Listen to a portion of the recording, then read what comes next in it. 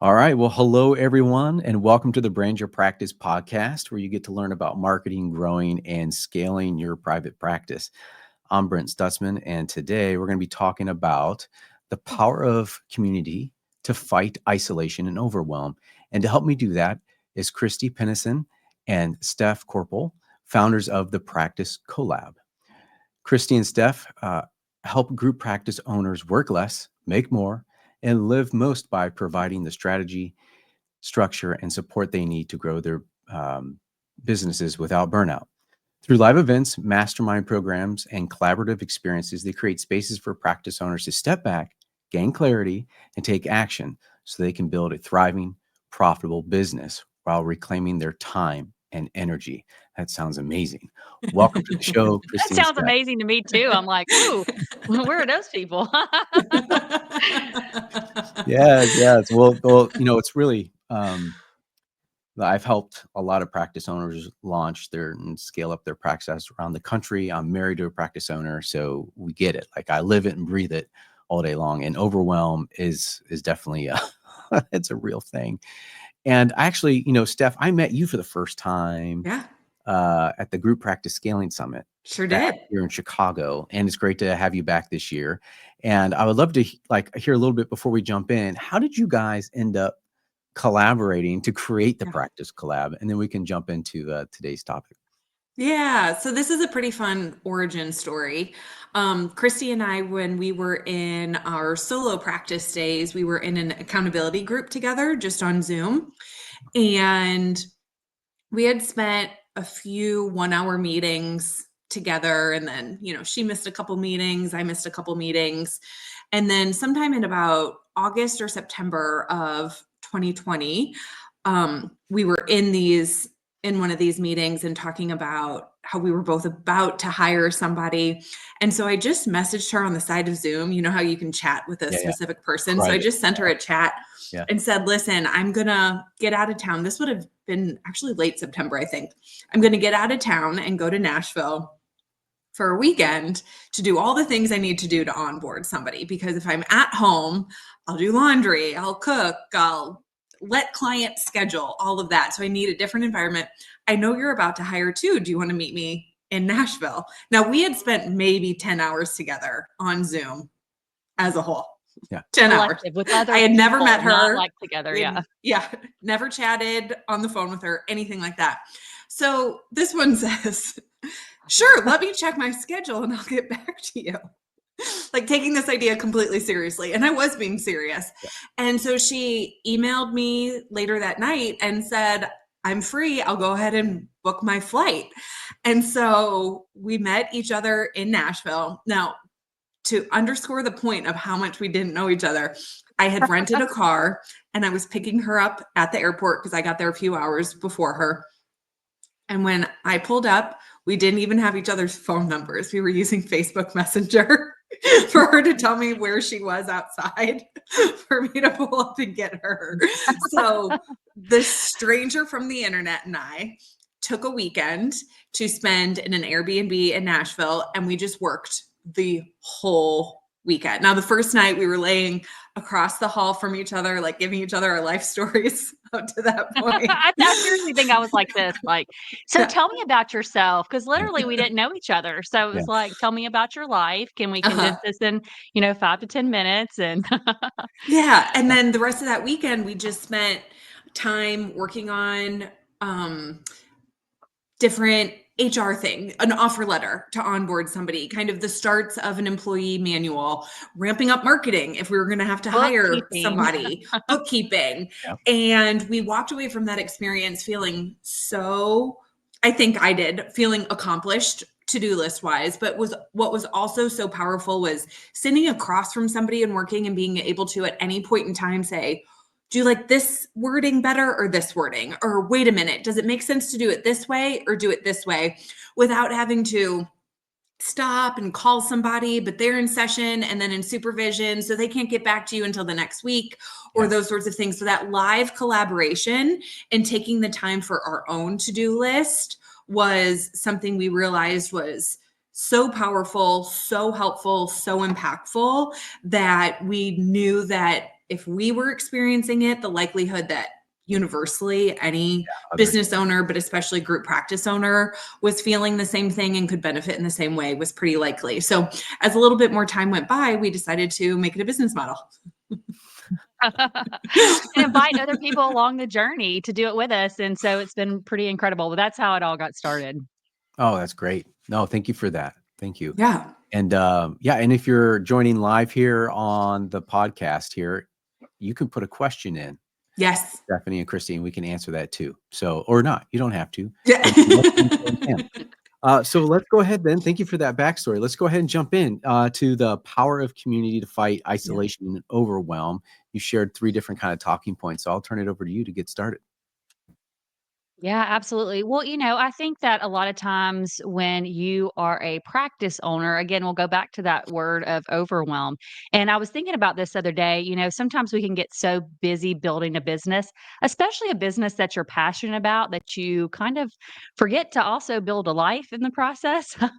And then sometimes when you don't have that community or that collaboration to help you redefine your priorities, help you rethink about what is most important, you can really start to feel really lonely and start to really have a hard time seeing your stuck places and moving through that.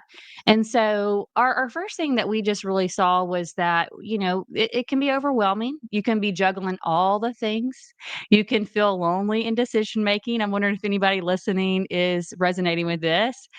You go to bed at night worrying about your employees. And, if you are compensating them in a way that feels good to you, but also takes care of the business.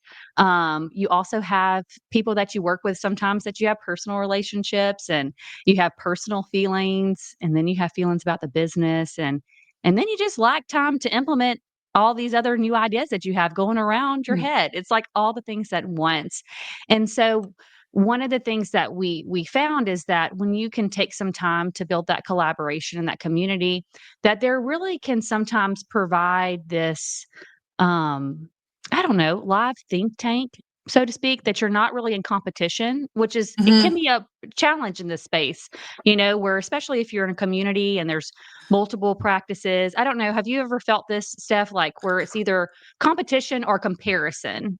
Well, I think there's also a lot of insecurity you feel when you're first building your business. So you can feel really exposed. And so you don't necessarily, sometimes I think you can hesitate to get into community because you feel like you're not doing good enough, or other people are so much more ahead of you, or it seems like they have it all figured out, that you may be shy to enter into a group space because you just feel like you're an imposter. And so you try to figure it out all on your own, and you get further and further into your own solo silo. And then you feel even more isolated and overwhelmed and all of that, in addition to, like you said, Christy, the comparison and the competition. There's a really good point there. Because in my undergraduate degree, I was a music major. And Okay. when you're a music major, I you're didn't know that. constantly comparing yourself to other people. And how Okay. I was not, I was maybe bottom of the pack. I was actually surprised I actually got into the program after looking around and be like, these brothers and sisters are doing like Beethoven sonatas, and I'm stuck on Mozart. It was pretty. I was a little shocked. Well, anyways, I ended up switching my major over to organ performance, and there is this kid in high school who was playing like master's level recital work, and I was just starting out with very simple Bach stuff, right? And I had my teacher. She says, Brent. And this is the power of community, right? She says, Brent, God bless people like Nathan, right? Because there's going to be people out there always going to be better. They're going to be amazing. But you're you, Brent, and you're really good with people. And you're going to be going into ministry and working in the music ministry world and that type. And God's church needs you. They're not necessarily going to need Nathan, what you can actually provide. And it was like at that moment, I was like, yeah, that's right. And I needed that. Yes. Because, and again, that goes back to the community, right? So we're going to be, practice owners are going to be constantly judging, like, do I need to lower my prices because maybe I'm too much, or maybe they're constantly comparing themselves to others. And it takes community to be like, no, you're not crazy. You're just fine where you're at. You're fine. Keep your head down. Keep going forward with what that plan is. Stick with that ideal client of yours. You don't have to diversify. You don't feel like you have to take insurance right now. Yep. You don't, You know, Yeah. yeah, I'm so glad you said that, Brent, because so often Christy and I talk about like brainstorming and new ideas of the group opportunity. But you're right. So much about the group opportunity is also the holding the line, right? And because you are constantly questioning and constantly judging yourself or doing market research that may pull you in different directions, a big piece of working with people that know you and know your business is no, this is working for you. It is working. Just go ahead. I know the waves might feel like a lot right now, but stay the course. And it's a great point to make about that power of community that we don't always underscore. Yeah. Well, and Brent, I know as you've helped support group practice owners, you've seen this. You can do this so many ways. And also at the same time, everybody has an opinion. That's And so, we all have our practices in different communities. We serve, like you said, different people. There might be an ideal individual or group that we are really feel called to help those people, and insurance versus private pay, compensation structure versus this. I mean, there's so many decisions. And I often find that one of the valuable things about a collaborative community is people get to know your business and they get to know you. And so when you are in that, I know early on, and even still to this day, sometimes I see people doing things and I'm like, oh, I should be doing that too. Let me go ahead and start. And no, I may not. 100%.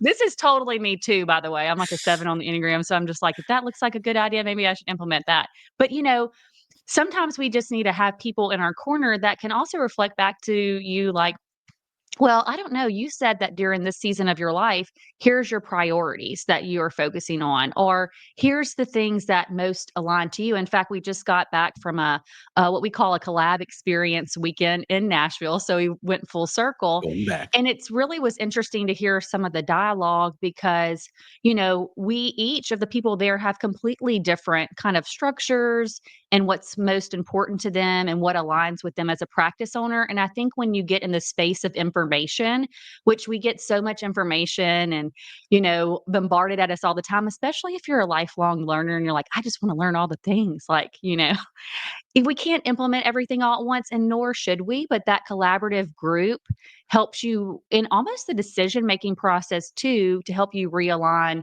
what really feels good to you and what your vision is for your organization, which can often we have that shiny object syndrome that can get in the way sometimes. Yeah.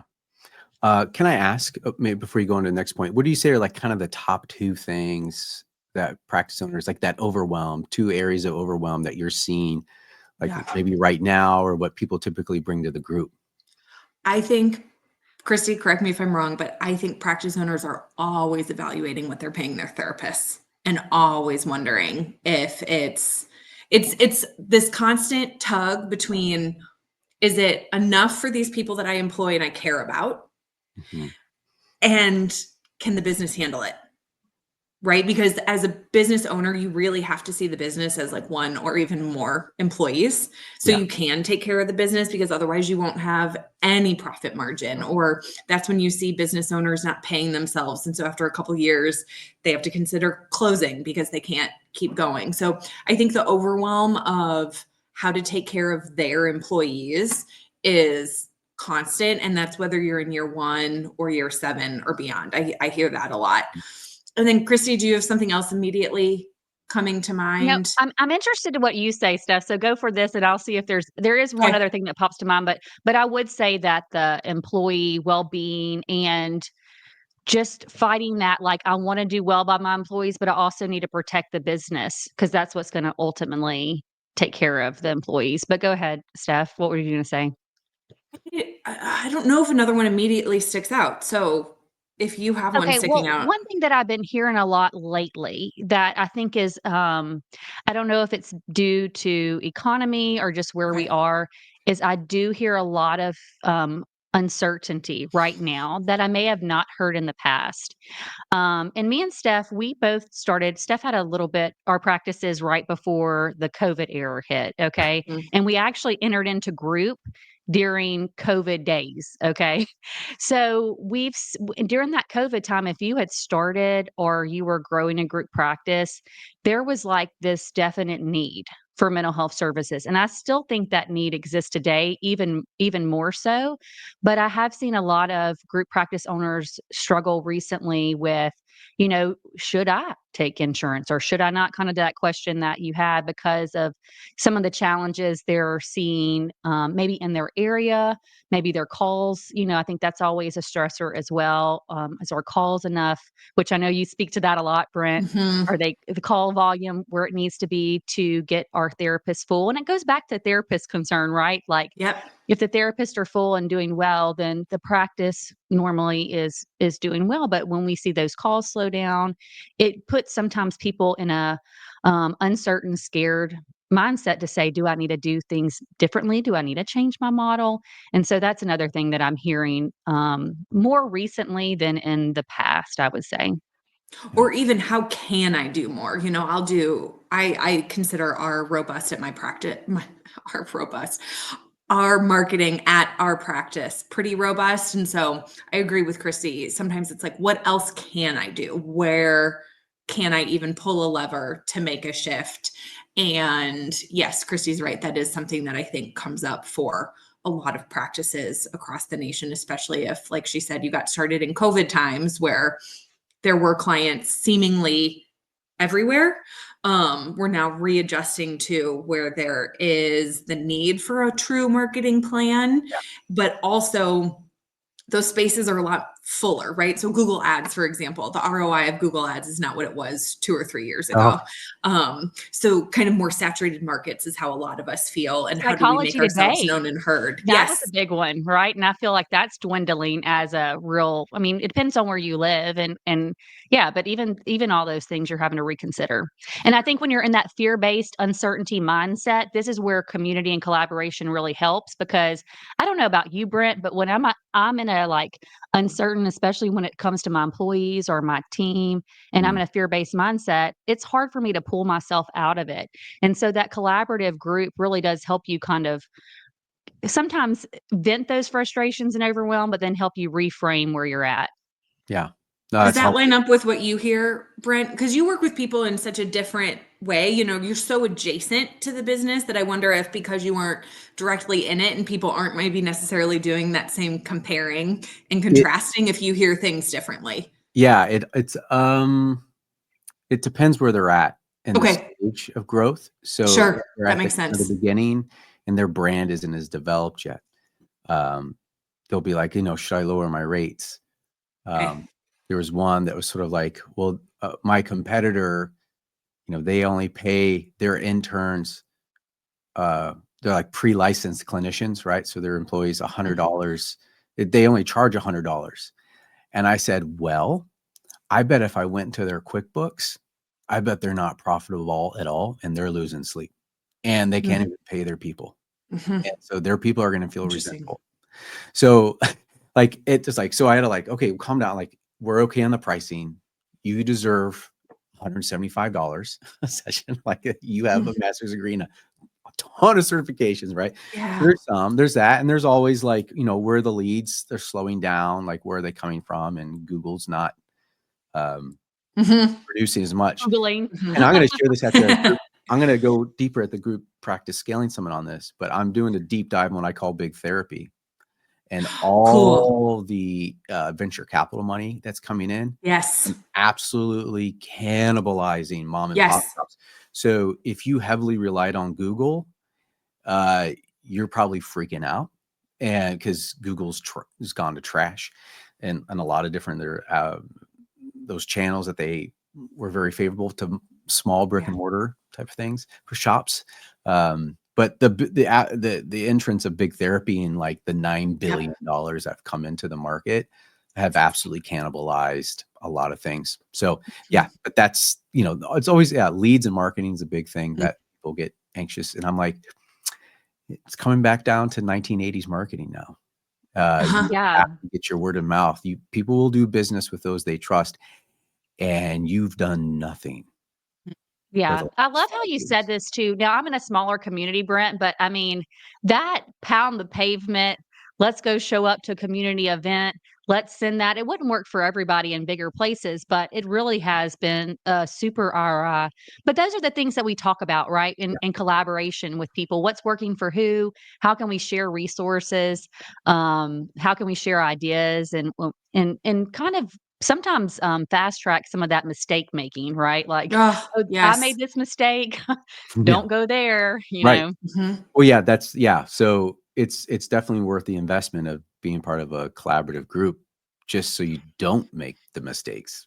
What those 100%. those really costly mistakes. Yeah. But yeah, thanks for, elaborating on that question Yeah. for me a little bit. So Yeah. I'll let you jump over to part 2 and of the next Well, point of yeah. Christy, overwhelm. you want to start us off on part 2 and then I can dive in? Well, is what is part 2, Steph? Is it the ROI? Oh, This is why you also need collaborators, because 'cause I'm like, I know we had a talking point of it could be like one of the things that we will say, and I don't know if this is part 2, but I'm just gonna go for it, okay? yeah. Is because we 'cause we're segueing into this, is what is the return on your investment about being? Because we like talking about ROI. Oh, look, it was that? Thank you, Brent. See, I know I just gotta trust myself sometimes, and see, that's why you Same. need collaboration, like, trust what you know. But the ROI of kind of group collaboration, and this is what we found, and honestly, when me and Steph started out on this journey, we were not thinking about return on our time going over to Nashville and that origin story. We weren't thinking about return on our money that we were spending to go over there. We didn't realize all these things, but as we've been in collaboration and community, and we've helped other people to join us in this collaboration, this is what we found. When you are in a collaborative space, number one, it saves you time, just like we said, because you are learning from others and others' experiences. People are sharing their experiences with you because it's a safe and trusted group. And you get to know them really well and you get to learn. They've been through that hard thing too. I can't tell you how many times I've had the honor to pick up the phone, call somebody, because I knew they had that same challenge and I was walking through it, but we were walking through it at different times. So it saved me time in a lot of ways because I was able to come to a resolution quicker. I was able to make a decision faster. And as you know, Brent, sometimes when we are stuck in challenging places, the quicker you can sometimes make a decision and move through it, the longer you stay there. Right. And I'm not saying that there's times where you need to sit back and reflect, which collaboration can help force you to do as well, Mm, because they are saying, wait, maybe sometimes there are times where you need to slow down, and that can be a really, I guess, ROI. But I think also too, just resource sharing, the amount of resources, the amount of, hey, I need somebody to do this. Well, maybe you should go talk to Brent. He has this great, you Yes. know, resource over there. You can go find out more about him. Or, hey, I'm really looking to scale. How do I do this? There's so much resource sharing that happens because what we found is that group practice owners love to learn and get new knowledge. Like, they are signing up for all the things. They've probably got every free download under the sun. And if that is you, you know what I'm talking about. Replays Um, off the wazoo.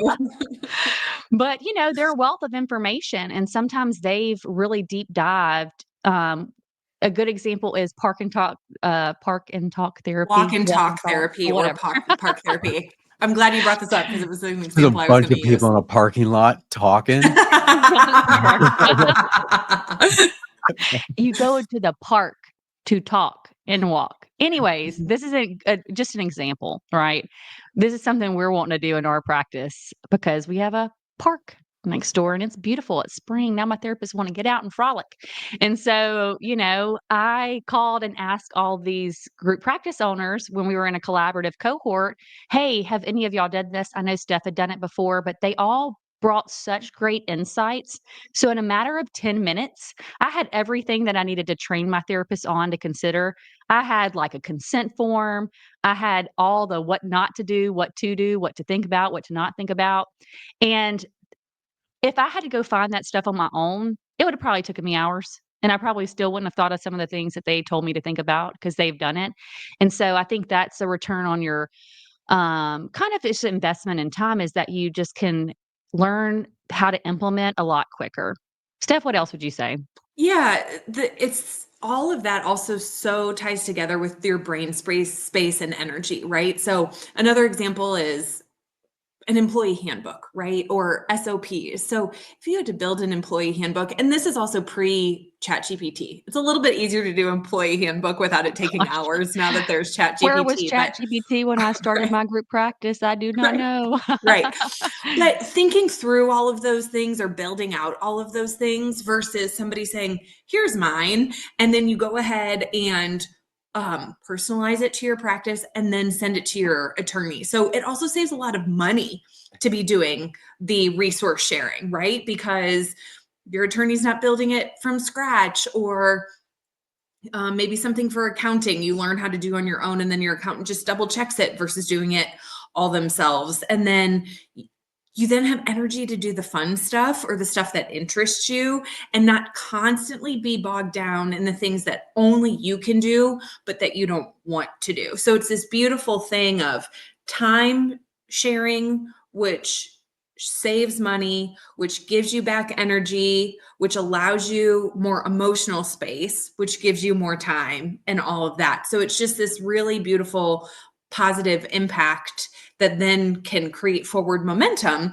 And then that's also how you scale your group practice, right? Because if you're constantly mired down in the nuts and bolts, then you're always going to be replacing the person who resigned and working on getting that caseload full, and never going from 3 or 4 people to 7 or 8. And then if you want to grow more, to 11 and 12 and beyond that, it's just going to be always just replacing the next thing.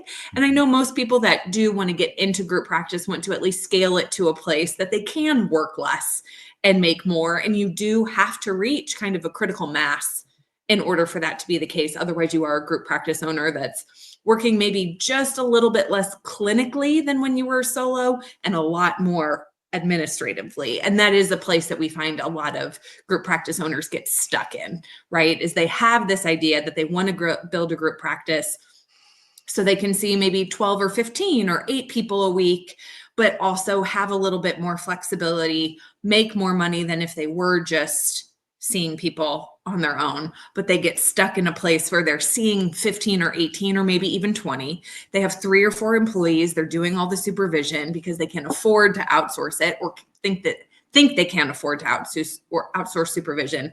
And then they just stay in that place, and it gets hard to kick out of that place from there. Yeah. Yeah. It's at the end of the day, how fast you want to close that feedback loop. You know, you have Yes. that question, Yeah. how fast you want to close that question and get your answers. Mhm. Yes. And, And collaboration is really the space to be able yeah. to do that in a shorter time period, in a more resourceful way, and just a more financially smart, financially prudent way as well. Yeah.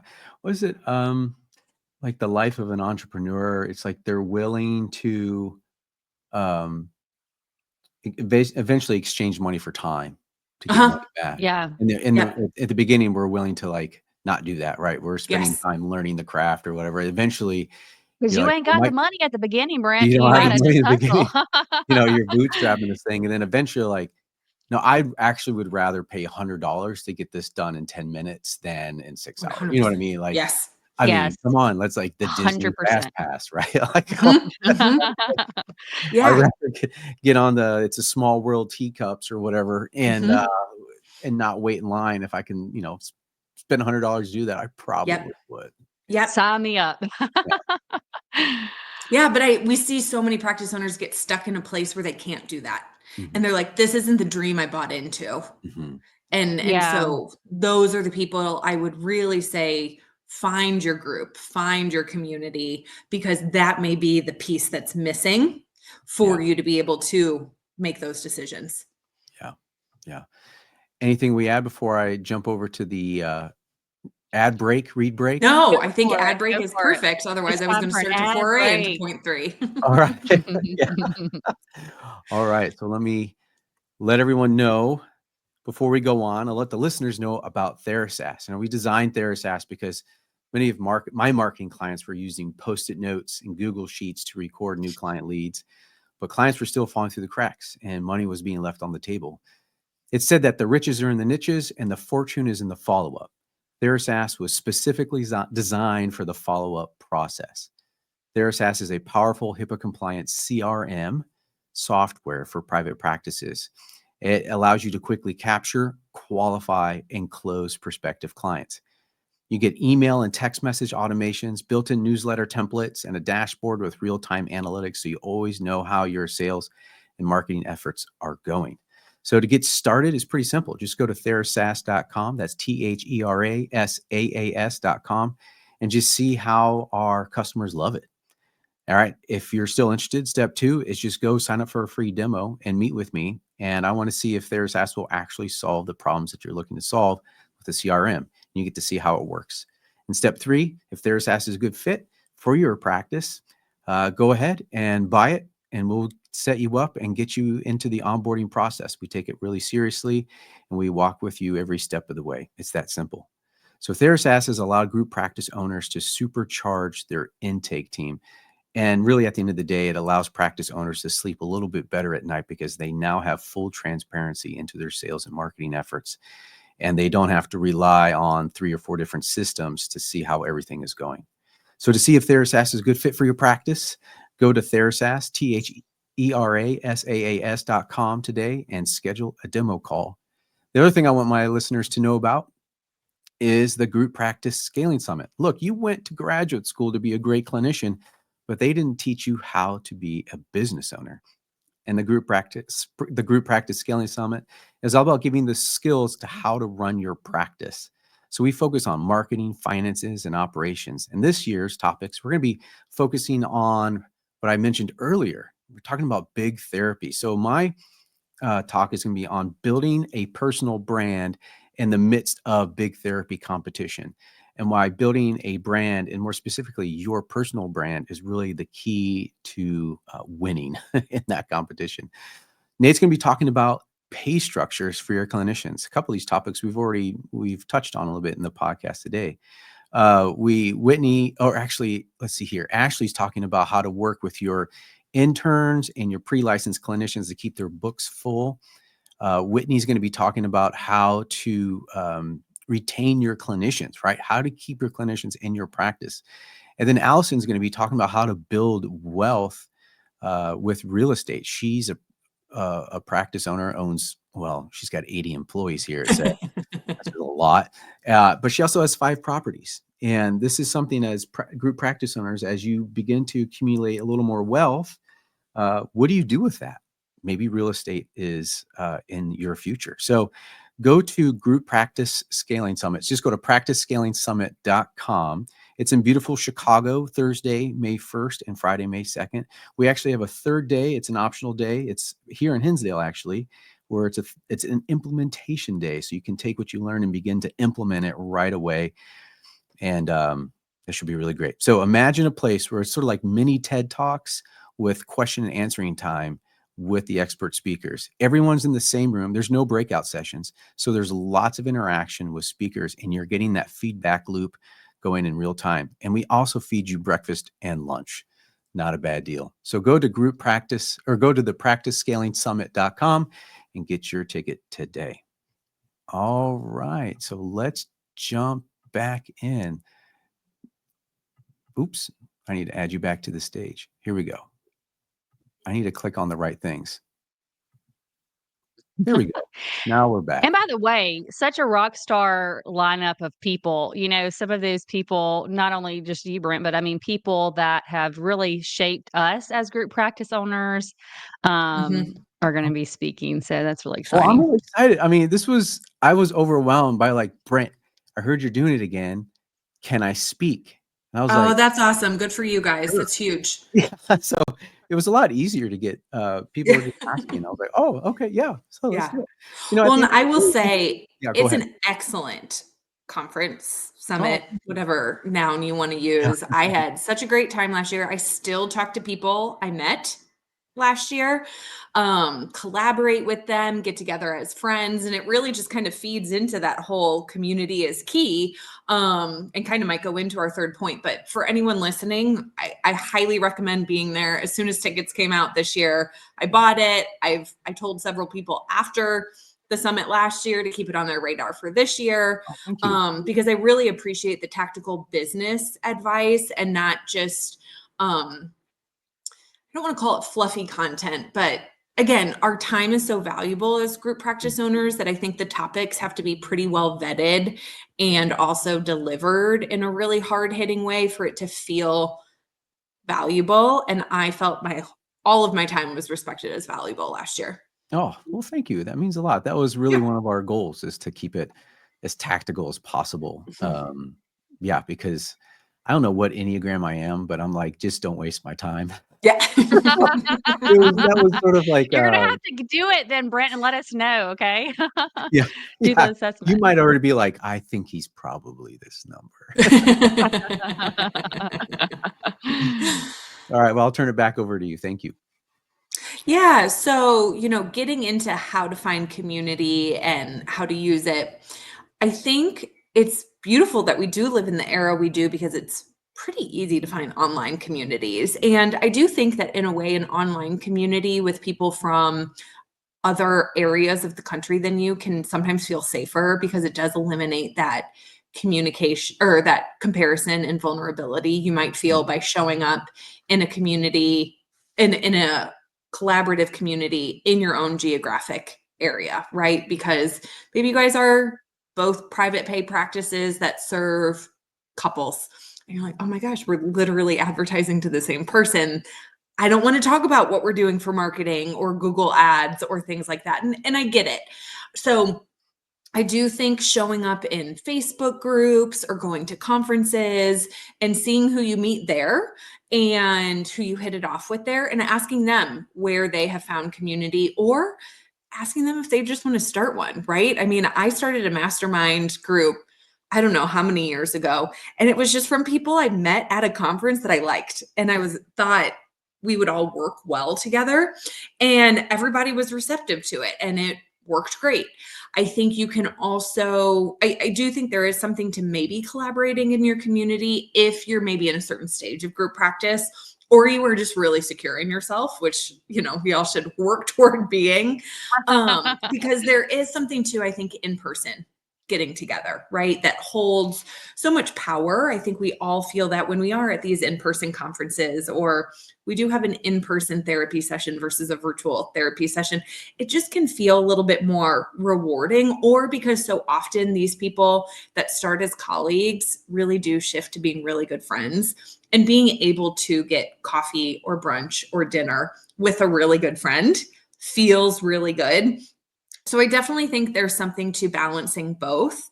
But if you are in a place that it feels too vulnerable, too exposed to be getting together with people in your own geographic area, find a podcast in this space or find webinars like these and see who's around. There's usually a Facebook group that goes with it. So just start showing up there and seeing what other people have to offer as far as their group spaces and see if you can join in on them. That's great advice. Christy, anything else about how to find a community? Because then we can talk about ways to use it.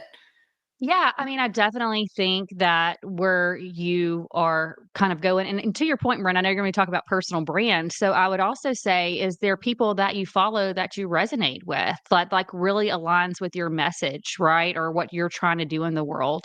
And you can always reach out to them or join their communities, right? And so that's part of the reason why me and Steph started the Practice Collab. So we could have these intentional spaces to invite other group practice owners to join us in collaboration, because we also know that there's not everybody is going to be as bold, I would say, as us, and like a little bit. I mean, we was a little questionable on the It was mental really part of questionable about like just internet strangers. Let's meet up in person.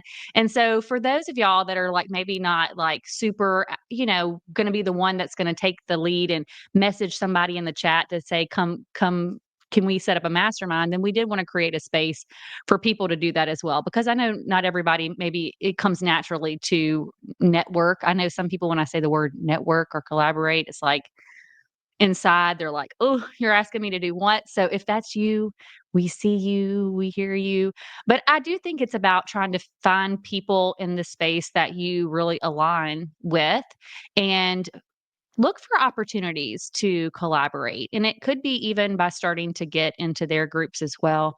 I know that for us, I'm thinking about Allison Pigeon now that you told her she was a speaker, right? Like, I'm excited she's talking about buildings because I would have never, if I would have never been in a space with her, I would have never thought about purchasing office buildings. I would have thought that was a far out dream, would have Mhm. never happened. But because of her influence, it led me to go in that route and purchase commercial properties. But you don't know until you get into spaces. And I always say, get into spaces and places with people that are either walking the journey with you in the same stage or are a few steps ahead of you because you're Mm. going to learn from them and it is going to be the best time, energy, effort you've spent Yeah. ever. Because I mean, I don't know about you, Steph, but I think about if we had never found community, would we be at this stage of at where we have been able to scale as a group practice owners individually, and then collectively what we've been able to do? Yeah. If we were at the same place, I know I'd be a lot more bruised being here, you know? I'd have a We few yes. more battle scars I'd be wearing and not necessarily proudly. I was gonna say these being in community also helps clarify like your yeses and nos. Oh, So, Great yes. point. for example, at the summit last year, so Alex Hare gave her presentation of like her 50 employees in the 3 different states and her structures and stuff like that. And I know half the room was like, "That's amazing." Yeah, And I it don't was want one of them. like, yeah, no, yeah, like, that's amazing, and so I don't know if that was you, but they're like, "I don't want that actually. That's amazing, but I actually that's not for me." But it's expanding their minds of like, "Okay, what's possible, and then what does it kinda take to get there?" And they're like, "Actually, I'm really good with, like, 10," right? So, Yep. 'cause Yes. there's always that temptation, scale, get bigger, Yes. bigger's better. Um, and it may not be for you. I mean, I know for me, it's like, I'm trying to keep my team really small, and I love Yeah. Yeah, small teams. I don't like managing I people. So I This think I is a when love you great that you have your point. brought this up. groups, it actually helps clarifies your yes and Agreed. no's. What do you want? Yes. Because you could Yes. Well, and back to the building part, right? Like in some of our collaborations, I've been able to share the pros and the cons and everything I've learned through my experience. And so that helps some people be like, we just had this conversation the other day in one of our collaborships, one of our cohorts that meets, and they were like, after I went all the pros and the cons, they were like, oh no. And that's where it's trying to figure out to right size your business that aligns with you. But Mhm. those conversations, I'm glad that you brought up this point, it helps you clarify, is that something I want to do? It sounds really good in theory, but then when you hear it, you're like, maybe that's not for me. Or you have the opposite response to say, heck yeah, let's do it. And either response is perfectly fine. Like it's good. This is your business.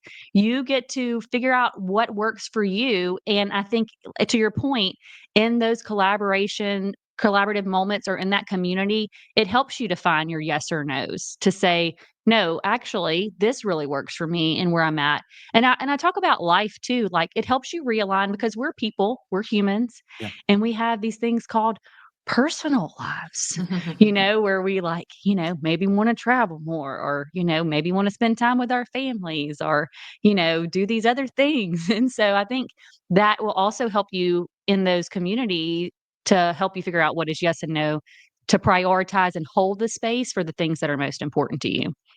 Well, and it's so helpful to hear the actual day-to-day life of growing to that size or owning a Right. building or having employees in multiple states from a therapist who employs other therapists, right? Because going back to Christy's earlier point of we gather knowledge from everywhere. We read all sorts of business books and scaling books and culture books and leadership books, but hearing from somebody else who has the therapist mindset and skill set, who's working with other therapists, which is a really unique intersection, but hearing about what it's like to go from 4 or 5 employees to 9 or 10. And then once you're at 9 or 10 and you're like, oh, this is nice, I maybe want more, hearing somebody who is ahead of you and saying, that's fine if you do that, but here's what you have to have in place if you do that. These kinds of HR policies, or this kind of leadership, or this is what big problem you have to expect to get a phone call about, or things like that, is also really helpful because I think any entrepreneur can get excited by the next or the bigger or things like that, but to hear this is what your life would look like potentially, most likely, as the owner of the business if you were to scale, does give people that opportunity to think through that right sizing of their business. So that's another great insight about being in rooms with people doing the same thing as you. Yeah. Yeah.